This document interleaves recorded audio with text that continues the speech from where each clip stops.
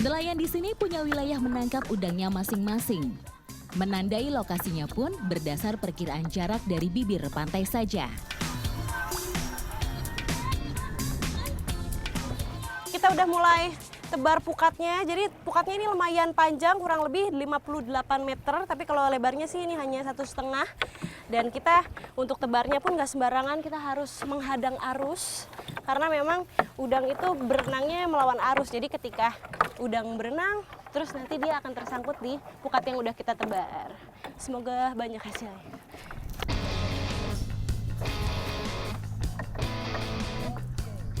Uniknya lagi, karena nyari udang tidak terlalu jauh dari bibir pantai, sebagian masyarakat memilih untuk pakai perahu sampan. Dan tidak ada jangkarnya. Jadi jangkarnya itu kita pakai pukat yang sudah kita tebar seperti ini. Jadi kemanapun pukatnya nanti terbawa arus, kita juga keikut arus. Memang harus begitu.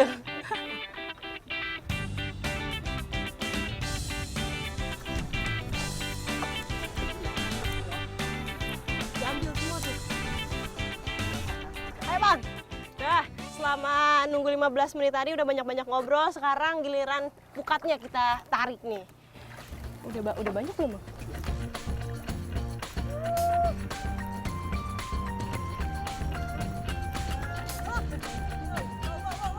Akhirnya ini udang pertama yang saya dapetin di pukat. Jadi memang pada saat tarik pukatnya itu agak sedikit deg-degan karena awal-awal mana udangnya nggak ada. Tapi lama-lama nah, muncul juga nih satu. Semoga dia bawa teman-temannya di belakang. Ayo kita tarik lagi. Dalam sehari, masyarakat pesisir Laut Amal menjaring udang 2 kali, mengikuti waktu makan udang target. Ini agak sedikit berbeda dari jaring yang biasa saya temui. Biasanya itu kan satu lapis. Nah, kalau di sini untuk mencari udang itu dibutuhkan pukat kantong.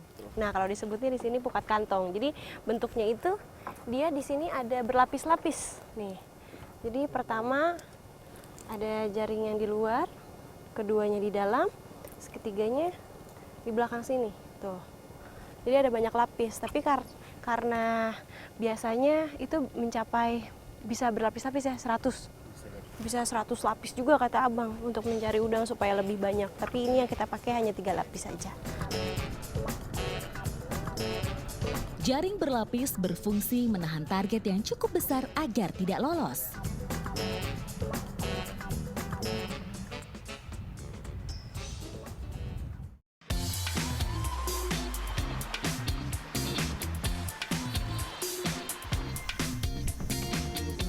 Ini gede banget, Bu.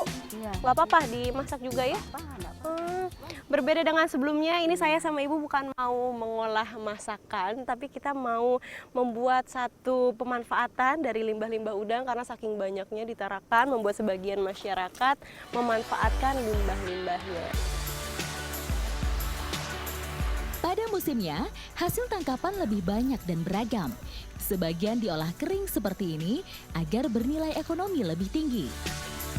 Satu panci udang direbus kurang lebih 45 menit supaya tidak busuk dan merontokkan kotoran.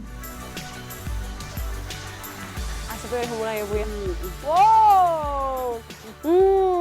Ini kayaknya udah matang ya, Bu ya? Udah mendidih, tapi tenang, sabar dulu, bukan buat dimakan. Yang kali ini udangnya mau kita jemur langsung. Ayo, Bu.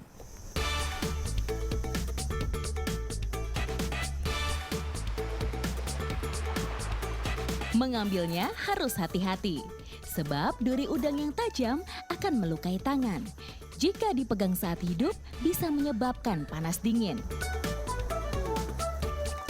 Sini, Bu. Ini saya pikir awalnya memisahkan kulit udang dan juga bagian dagingnya itu kita kelupas pakai jari. Ternyata enggak, dimasukin karung, terus dipukul seperti ini.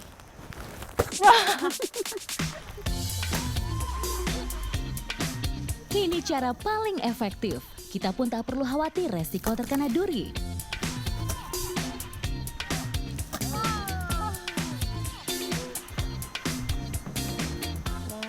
Iya, Bu ya.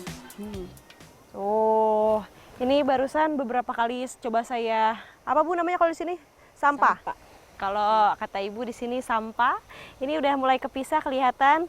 Ini bagian daging udangnya, ini bagian kulitnya udah terkelupas. Nah, habis ini yang mau saya bawa adalah bagian kulitnya untuk dijadikan masih rahasia. Tetapi ikuti jejak saya, jejak petualang.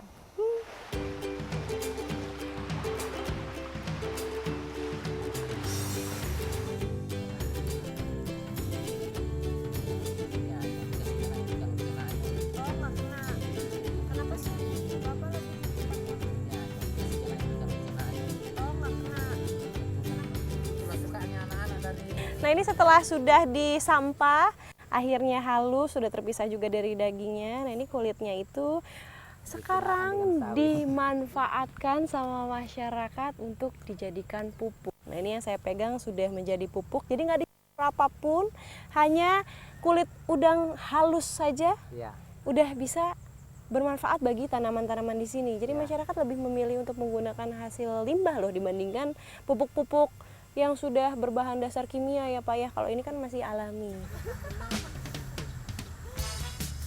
Selain lebih mudah didapat, pupuk kulit udang juga efektif menyuburkan tanaman.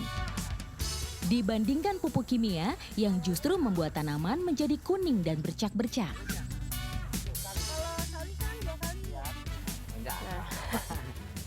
Nah, ini tanaman yang bisa dikasih pupuk udang sebenarnya kalau Bapak biasa kasih tanaman sawi, tanaman kangkung, terus juga ada bawang daun, banyak. Sebenarnya banyak, semua tanaman hampir bisa dikasih pupuk udang, hanya perawatannya aja yang berbeda. Kayak sawi contohnya hanya bisa dikasih 2 kali dalam waktu 10 hari. Jadi memang perawatannya lagi ya Pak ya yang harus diperhatikan. Pupuk hanya diberikan ketika tumbuhan baru ditanam dan setelah 5 hari. Tak lupa daun dibersihkan dengan cara ini, agar ampas tidak membusuk dan merusak daun.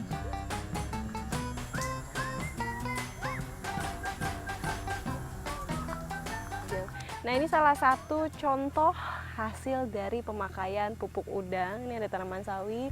Ini daunnya udah lebar-lebar, warnanya juga hijau sekali karena memang fungsi dari kulit udang itu sendiri pada saat dijadikan pupuk itu bisa menambah pigmentasi dari tanamannya. Kayak contohnya sawi ini warnanya jadi lebih hijau dan batangnya jadi lebih besar. Tetapi ikuti jejak saya, jejak petualang.